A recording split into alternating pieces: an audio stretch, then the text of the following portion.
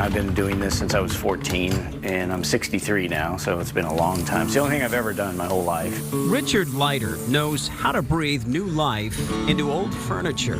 And we take pieces of furniture and we restore them and revive them, and so that was the catalyst for the name when my wife and I decided to open the store. He and his wife Carolyn run Revived Furniture and Home Decor here in Londonderry, a destination for people who want that look of chic antique.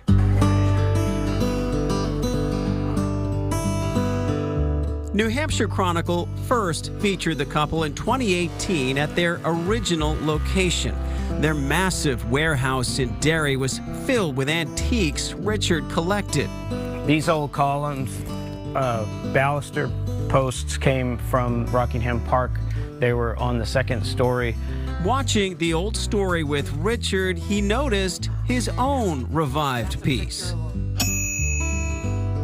That's a picture of our light that's hanging in this building. Oh, no kidding. It was just there. That dusty chandelier is now a centerpiece in their new location. Since we first visited, Revived has grown and moved here to Rockingham Road. If you look at it now, it's completely changed. We bought this building in February of 2020. It's the old Derry Wayside Furniture building. We completely gutted it and remodeled it, and it came out beautiful. Just feet from the retail space, Richard is busy in his shop.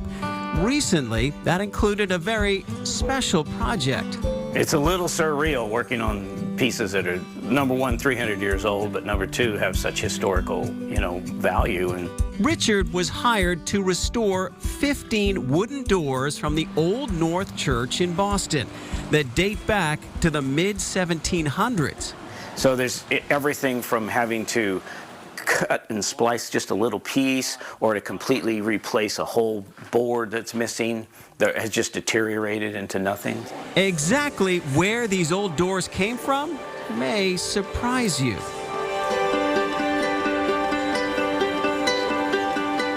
We are standing in the sanctuary of Old North Church. The church was built in 1723, so it's the oldest still standing church building in the city of Boston. Nikki Stewart runs the nonprofit that helps preserve the Old North Church. Most famous for the steeple, where at the start of the Revolutionary War in 1775, a signal was sent to Paul Revere, the British are coming by water, not land. To communicate those movements, two associates of Paul Revere hung 2 lanterns in the steeple for just 1 minute that night to help spread the word to the countryside. The famous church hosts thousands of tourists each year who can explore both the upstairs and the crypt downstairs.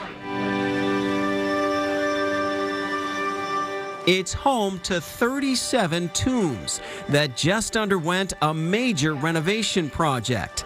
It's one of their most popular tours. It really does feel like you're stepping back in time.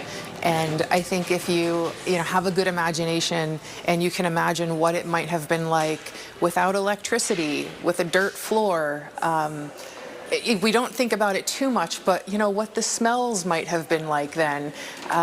It puts us in touch with the past in a very tangible way. Richard Leiter restored the wooden crypt doors as part of the project. Using a coffin stacking system, it's estimated more than 1,100 people were entombed here in the 1700s and 1800s, including the first commander of the USS Constitution. And behind this door, famed British Major John Pitcairn, killed in the Battle of Bunker Hill. Right here, there's some repairs, and then here, and here, and then a lot of these, this was completely rotted and gone.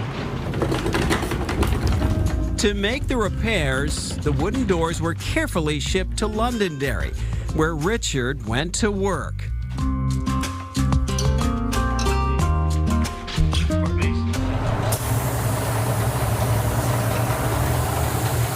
Yeah, they didn't want them sanded and sparkly new. They just, I had to brush them with a nylon brush and then just wash them.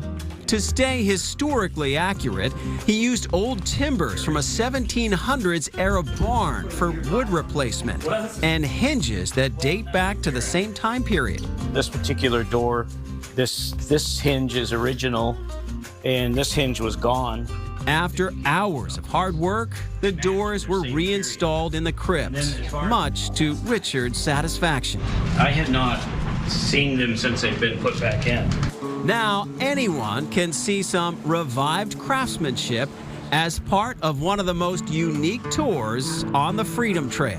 That's a little surreal too, you know. I'm kind of leaving my mark on history, you know. This is going to be my work forever, which is really nice. I feel very honored to be able to restore them and put it back in shape.